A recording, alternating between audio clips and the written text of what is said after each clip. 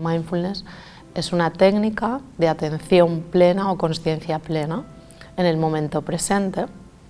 Y os voy a explicar diferentes vías cerebrales que están implicadas en este proceso, así como diferentes investigaciones donde se ha descubierto que esto tiene unos efectos sobre diferentes vías cerebrales, sobre diferentes capacidades cognitivas.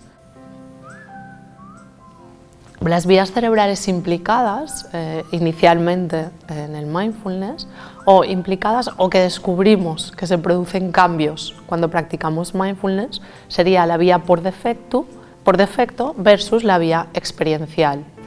La vía cerebral por defecto es aquella que se activa cuando no estamos concentrados en una tarea, es decir, cuando no tenemos atención plena, se activa esta vía cerebral por defecto. Y es la que está implicada con nuestros recuerdos, la que visualiza o recuerda o imagina el pasado y el futuro. Entonces, esta vía sería contraria al estado de mindfulness, por decirlo de alguna manera. Mindfulness activa una vía cerebral que se llama experiencial, donde tengo concentrada la atención en el momento presente y vivo la experiencia tal y como está ocurriendo en este momento.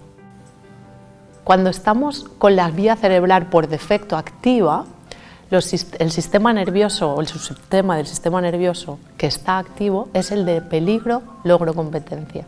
Podéis imaginar las implicaciones que esto tiene para cómo nos encontramos en el mundo. La mayor parte del tiempo nos encontramos en esas vías cerebrales por defecto. Entonces están activados estos subsistemas del sistema nervioso de peligro, logro, competencia, igual a estrés. Por el contrario, en la vía experiencial, la vía cerebral experiencial, donde tenemos la atención concentrada en el momento presente, estamos en ese estado de consciencia plena, el subsistema del sistema nervioso que se activa es el de bienestar, serenidad. Por eso normalmente cuando estamos focus, que decimos, ¿no? Cuando tenemos el foco en una tarea, sentimos esa sensación de bienestar y de serenidad. Esto es lo que se ha descubierto de qué diferencias habrían entre estar en atención plena, en mindfulness, o a estar en esa red de modo por defecto.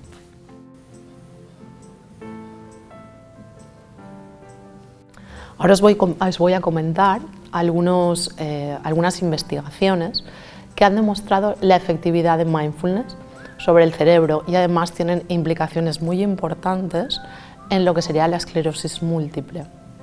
Entonces, el primer artículo que os voy a comentar apareció en la revista Neurology y era un hospital universitario de Basilea que aplicó los programas que habitualmente se aplican en mindfulness, que son de 8 semanas.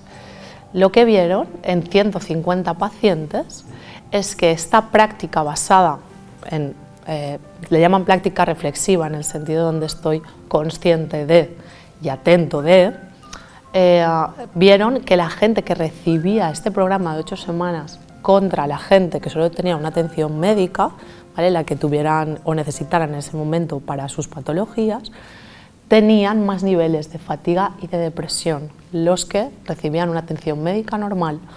Por el contrario, los que habían recibido el programa de mindfulness reducían sus niveles de fatiga y de depresión. Lo que se vio es que esto tuvo unos efectos durante 6 meses, o sea que es importante, durante el tiempo que se mantienen los efectos.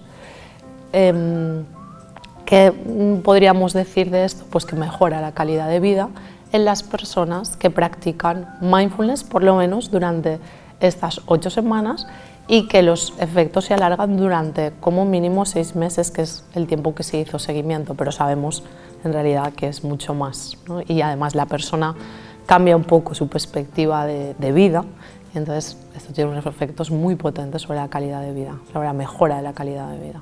Muy interesante también en funciones cognitivas que sabemos que están muy afectadas en esclerosis múltiple, en muchos de los afectados, en muchos de los pacientes.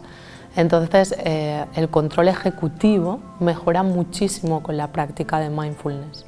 Se ha hecho como un metaanálisis de 13 estudios y se ve que el efecto es positivo, ¿vale? No pueden decirte es lo mejor del mundo, pero es positivo el efecto que tienen sobre esta función cognitiva, es decir, sobre el control ejecutivo.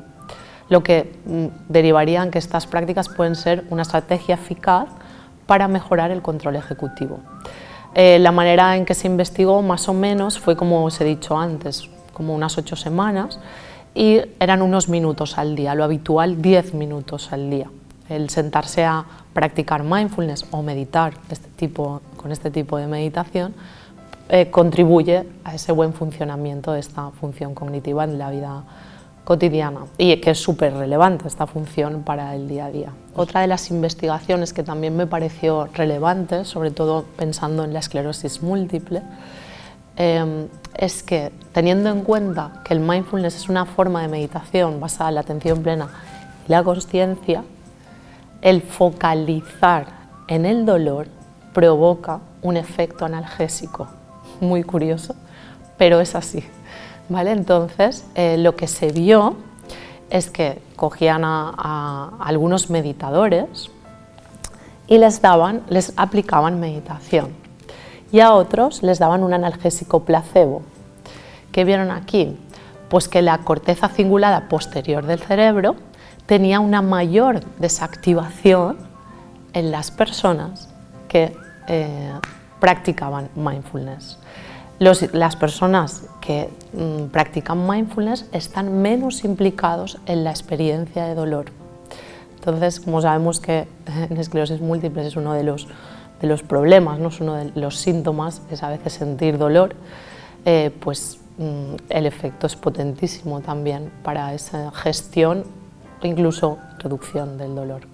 Otras investigaciones también relacionadas con ver qué partes del cerebro se activan y desactivan, voy a volver a hablar de la corteza cingulada, en este caso la corteza cingulada anterior rostral, que está directamente relacionada con la capacidad de estar en silencio mental.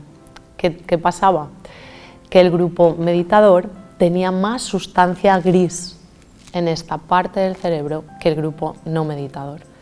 Por lo tanto, el resultado de esto sería que hay menos ansiedad, menos depresión, menos hiperactividad y menos déficit de atención. Es decir, tener en esta zona del cerebro, de la corteza cingulada, como comentaba, más sustancia gris implica menos de estos trastornos. También estas zonas del cerebro, que decíamos, están implicadas con mayor felicidad, mayor autocontrol, emociones más positivas. Por lo tanto, los efectos de estimular esta parte del cerebro a través de mindfulness son maravillosos, porque incrementan la sensación de felicidad, de autocontrol y de emociones positivas.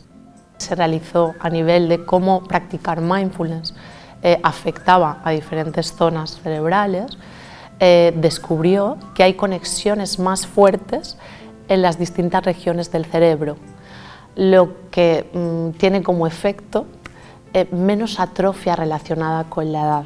Es decir, que un cerebro que practica mindfulness tiene menos atrofia con la edad. ¿Por qué? Por lo dicho, porque se crean más conexiones cerebrales, más crecimiento neural, ¿vale? Un mejor crecimiento neural, y esto es como que mantiene el cerebro más joven. Cuando comparaban a los que meditaban con los controles, pues se dieron cuenta de que esto afecta a todo el cerebro, que no solo es a algunas partes, sino a todo el cerebro, los lóbulos temporales, temporal, frontal, parietal, occipital y el cuerpo calloso, que sabéis que es el que conecta el hemisferio izquierdo y el hemisferio derecho. Y entonces la conexión entre esas dos zonas incrementa. Y todas las estructuras límbicas, que sabéis que son las que están relacionadas con las emociones y el tallo cerebral, que está implicado en el trauma, todo eso mejora. Hay un mayor número de fibras de materia blanca. Sabéis que esto significa mejores conexiones y más capacidad de recuperación y de regeneración celular. En resumen, los afectados de esclerosis múltiple, como veis, todos sus problemas tienen mucho que ver, ¿no? con esto de la regeneración celular. Entonces, pues pueden beneficiarse muchísimo del mindfulness para estimular funciones cognitivas, para crear conexiones más potentes en su cerebro, incluso para mejorar la reparación y el crecimiento neural y reducir sintomatología ansiosa, depresiva, mejor gestión del dolor. Por eso pensamos que mindfulness tiene unos efectos terapéuticos muy beneficiosos en personas que sufren esclerosis múltiple.